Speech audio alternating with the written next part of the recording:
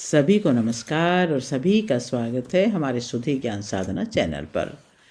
ये चैनल अक्सर आध्यात्मिक ग्रंथों का पाठ किया करता है और आज हम एक साधक की यात्रा आपके साथ साझा करना चाहते हैं, शून्य से समाधि तक। कथा शुरू करने से पहले एक प्रश्न मैं आपसे पूछना चाहती हूँ। साथियों, आंखें खुली हैं, पर क्या हम सच में जागे हुए हैं? हम सोचते हैं तो कहते हैं ये मेरा मन है, हम दुखी होते हैं तो कहते हैं ये मेरी पीड़ा है। पर क्या कभी आपने यह पूछा कि मैं कौन हूँ जो ये सब देख रहा है? ध्यान करते हैं पर मन ठहरता नहीं है, शांत बैठते हैं पर भीतर कुछ कांपता रहता है। और फिर हम सोचते हैं शायद योग मेरे लिए नहीं है। लेकिन सच्चाई तो ये है कि योग कठिन नहीं है, हमने उसे समझा नहीं है। हजारों वर्ष पहले महर्षि पतंजलि ने योग को शरीर से नहीं, चित्त से शुरू किया था। उन्होंने कहा योग कोई क्रिया नहीं है, योग तो है ठहर जाना। और जब प्रयास थक जाएं तो एक द्वार और खुलता है, समर्पण का द्वार, ईश्वर प्रणिधान, जहां साधक कहता है अब मैं नहीं, तू। आज मैं आपको कोई उपदेश सुनाने नहीं जा रही हूं, एक साधक की यात्रा है जो बिल्कुल हमारी तरह ही है। ये यात्रा किसी और की नहीं, हम सब की है। क्योंकि जो प्रश्न एक साधक के मन में उठा, वही प्रश्न कभी न कभी हमारे भीतर भी उठता है। मैं कौन हूं? मेरा मन इतना अशांत क्यों है? क्या शांति सच में असंभव है? महर्षि पतंजलि ने इन प्रश्नों का उत्तर सूत्रों में नहीं, एक वैज्ञानिक यात्रा के रूप में दिया है। आज हम उसी यात्रा को कहानी बनकर जीने जा रहे हैं। कल्पना कीजिए, चित्त एक बहुत विशाल गहरा झरना है और हमारा नायक आर्यन इस झरने के तल में छिपे हुए हीरे को खोजना चाहता है। आर्यन एक सफल कॉरपोरेट पेशेवर था। वह एक साधक था, बहुत पढ़ा लिखा, बहुत समझदार, ध्यान भी करता था, प्रवचन भी सुनता था, लेकिन भीतर एक बेचैनी थी जो शांत ही नहीं होती थी। एक दिन वो बैठा हुआ था, उसने स्वयं से कहा, अब बस, अब और कोई जानकारी नहीं लेनी, अब तो अनुभव करना चाहता हूँ। वह योग के मार्ग पर चलने का निर्णय लेता है। यही वो क्षण था जहाँ से योग आरंभ होता है। महर्षि पतंजलि कहते हैं, अथ योगानुशासनम, अर्थात अब योग का अनुशासन आरंभ किया जाता है। यह शुरुआत नहीं, यह उस व्यक्ति की स्थिति है जो जीवन में खेलना छोड़ चुका है और सत्य को जानना चाहता है। अथ योगानुशासनम, आर्य ने अपनी डायरी में लिखा, आज से मेरा अनुशासन शुरू होता है। जब आर्यन ने ये संकल्प लिया तो उसके मस्तिष्क का प्रीफ्रंटल कॉर्टेक्स यानी निर्णय लेने वाला दिमाग सक्रिय हो गया। जैसे ही आर्यन ध्यान करने के लिए एक झरने के किनारे बैठा, उसने देखा कि पानी बहुत गंदा है और हिल रहा है। साधक समझ गया कि मेरी समस्या विचार नहीं है, ये वृत्तियां हैं जिससे मैं कुछ स्पष्ट नहीं देख पा रहा हूं। वह देखता है कि मन में 5 प्रकार की वृत्तियों रूपी 5 ठग नाच रहे हैं। प्रमाण एक वकील की तरह जो हर चीज का सबूत मांगता है और वह ऑफिस की फाइलों में सत्यता जांचता है, प्रमाण ढूंढता है, तर्क ढूंढता है। दूसरा है विपर्यय, एक जादूगर की तरह है जो रस्सी को सांप दिखाकर आर्यन को डरा देता है। और तीसरा ठग है विकल्प, एक शायर की तरह है जो उसे भविष्य के हसीन सपने दिखाता है जिनका कोई वजूद नहीं, आर्यन भी ऐसी योजनाओं के बारे में सोचता रहता है जिनका कोई अस्तित्व नहीं है, कल्पनाएं हैं। और चौथा ठग है निद्रा, एक आलसी दरबान की तरह से, जो आर्यन की आंखों पर काला पर्दा डाल देता है और वह कभी कभी गहरी शून्यता में सो जाता है। पांचवा ठग है स्मृति, एक पुरानी एल्बम की तरह से, जो बार बार पुरानी कड़वी मीठी यादें दिलाकर उसे वर्तमान से दूर ले जाती हैं और पुरानी यादें उसे सताती हैं। तो पहली बार उसने ये वाक्य गहराई से सुना, योगश्चित्त वृत्ति निरोधा। योग कोई आसन नहीं है, योग कोई अनुभूति नहीं है, योग है मन की वृत्तियों का रुक जाना। आज की भाषा में कहें तो मेंटल नॉइस को बंद कर देना, जो वैचारिक ट्रैफिक है उसे रोक देना। साधक ने देखा, जब क्रोध आता है वो कहता है मैं क्रोधित हूँ, जब दुख आता है वो कहता है मैं दुखी हूँ। पर पतंजलि कहते हैं, जब वृत्तियाँ रुकती हैं तदा द्रष्टु स्वरूप अवस्थानम, तब दृष्टा अपने स्वरूप में स्थित हो जाता है। और जब ये वृत्तियाँ नहीं रुकती हैं तो वृत्ति सारूप्यम इतरत्र, तब आत्मा वृत्तियों के समान हो जाती है। यही मनोविज्ञान है, यही थॉट आइडेंटिफिकेशन है। उसने महसूस किया कि उसका सेल्फ, उसका स्व उसके विचारों के साथ इतना घुल मिल गया है कि वह खुद को ही विचार समझने लगा। वृत्ति सारूप्यम। आर्यन ने गुरु से पूछा, इन ठगों को कैसे हटाऊं, इन वृत्तियों को कैसे रोकूं? चित्त में उठने वाली ये 5 लहरें कैसे रुकेंगी, कोई तो उपाय बताओ। तब गुरु ने 2 चीजें दी, अभ्यास नामक कुल्हाड़ी, जिससे रोज थोड़ा थोड़ा दीर्घ काल तक निरंतरता के साथ पत्थर को काटना है।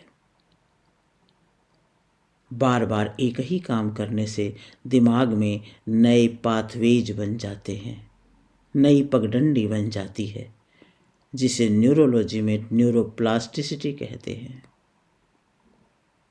और दूसरा, वैराग्य नामक रेगिस्तान की हवा,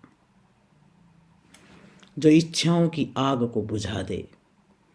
आर्यन ने सोचा, ये ठग तभी भागेंगे जब मैं इनके खिलौनों में दिलचस्पी लेना बंद कर दूंगा। आर्यन धीरे धीरे बाहरी आकर्षणों और दिखावे की इच्छा को छोड़ता है। वह अपनी इंद्रियों का स्वामी बनने लगा। वशीकार संज्ञा। पतंजलि यही गहराई से कह रहे हैं। आर्यन को समझ आता है कि इन लहरों को रोकने के 2 ही तरीके हैं। अब साधक ध्यान में कभी टिकने लगा। विचार थे पर वे शोर नहीं कर रहे थे, और यह थी संप्रज्ञात समाधि, जहाँ जानना अभी शेष है। कभी कभी विचार भी रुक जाते हैं, पर ये स्थिर नहीं था। श्रद्धा चाहिए थी, वीर्य चाहिए था, स्मृति चाहिए थी। साधक समझ गया, हर किसी की यात्रा की गति अलग होती है। जैसे जैसे वह गहरा उतरता है उसे अलग अलग अनुभूतियाँ होती हैं।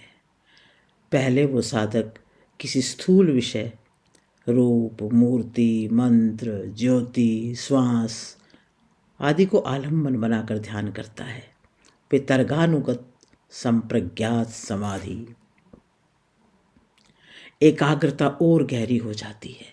स्थूल रूप पीछे छूटता है, सूक्ष्म कारणों की अनुभूति होती है, और यही विचारानुगत संप्रज्ञात समाधि है।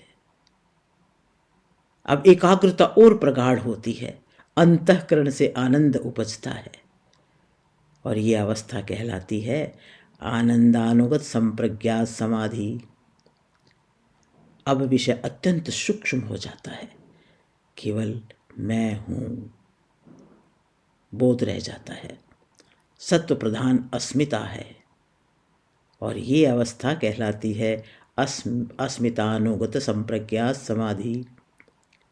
महर्षि पतंजलि साधक को आश्वस्त करते हैं, यदि पूर्व जन्म का बल नहीं है तो इस जन्म का पुरुषार्थ ही पर्याप्त है।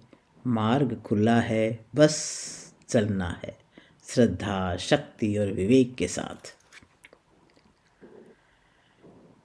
अब आर्यन थक जाता है तो उसे पता चला कि इस झरने का एक मालिक और भी है, ईश्वर। और वह एक ऐसा सुपर हीरो है जिसे कभी क्लेश का जहर नहीं चढ़ा। जब आर्यन को अभ्यास कठिन लगता है, वह खुद को उस परम चेतना को सौंप देता है जिसका नाम ओम है। आर्यन ने उसका नाम पुकारा,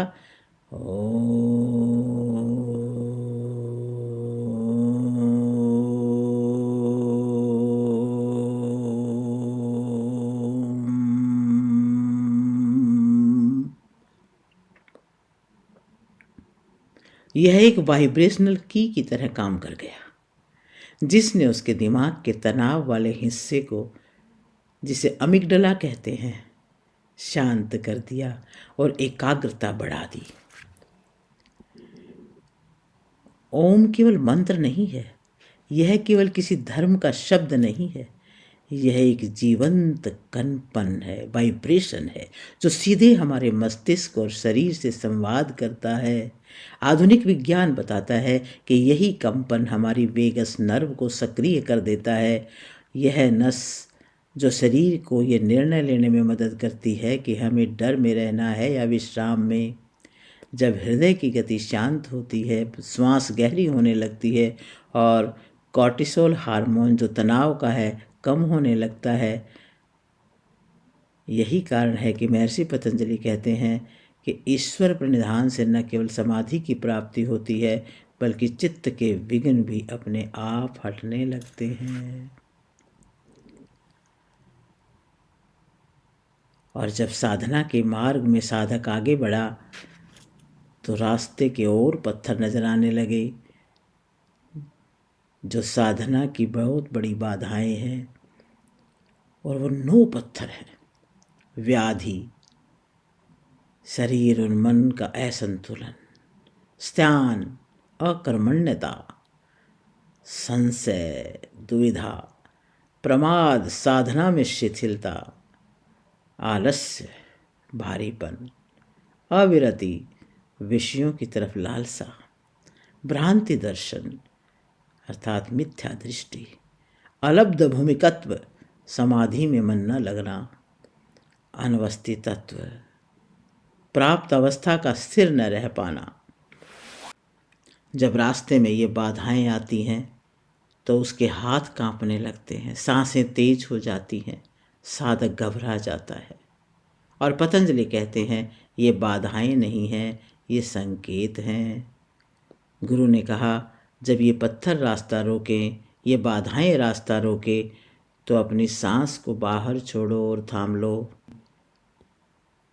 तनाव को बाहर निकाल दो, सारे बोझ को बाहर फेंक दो। इसे प्रच्छर्दन कहते हैं। और फिर गहरा श्वास लेकर फिर से रोको, उसे विधारण कहते हैं। ये तकनीक बार बार करो और यह तकनीक उसके पैरासिम्पैथेटिक नर्वस सिस्टम को एक्टिवेट कर देती है। इस प्रकार अपनी शक्ति को बढ़ाओ।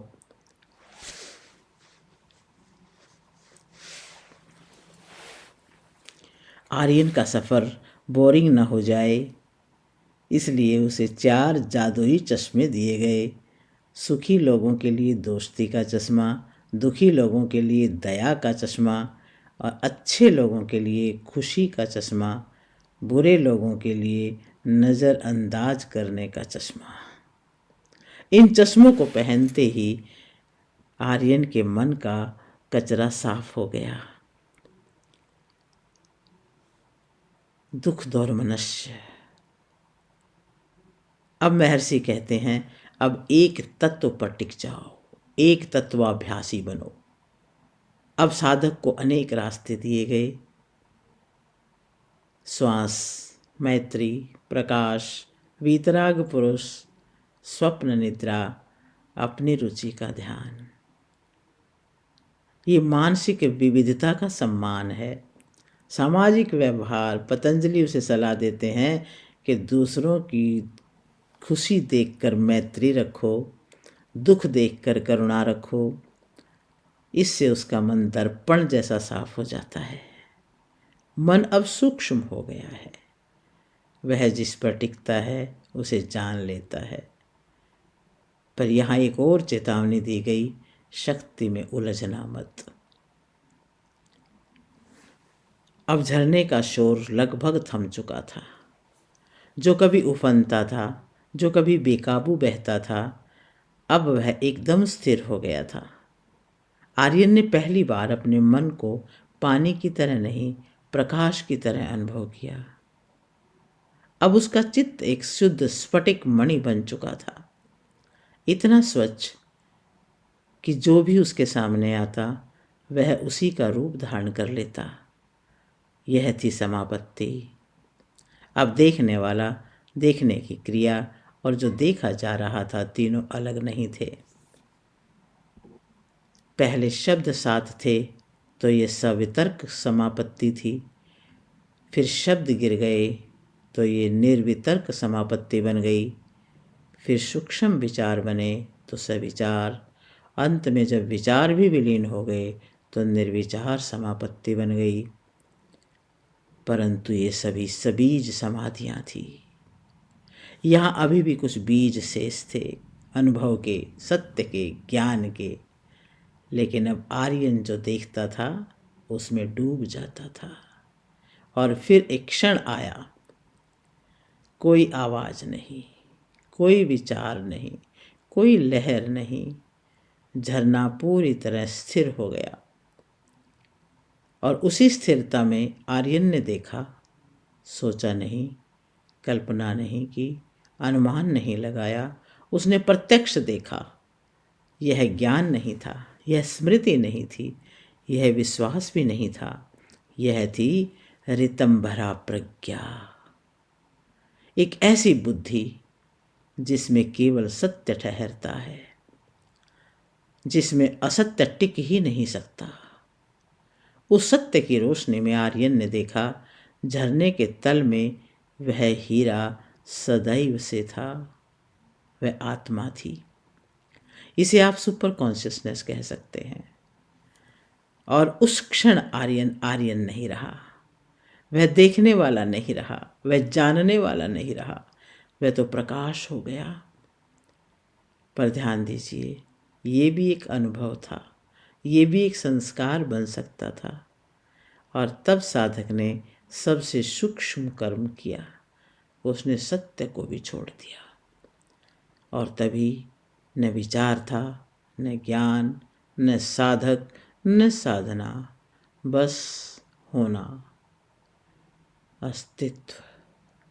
और यही थी निर्बीज समाधि, जहाँ कोई बीज नहीं बचता, जहाँ कुछ भी पुनः जन्म नहीं लेता। आर्यन लौटा, पर बदला हुआ नहीं, अपने में स्थित। अब वह कुछ खोज नहीं रहा था, अब वह कुछ पाना नहीं चाहता था, क्योंकि वो स्वयं ही वो था जिसे वह खोज रहा था। यही योग है, यही समाधि है, यही महर्षि पतंजलि का विज्ञान है। और यही एक साधक की शून्य से समाधि तक की यात्रा है। ओम शांति शांति शांति।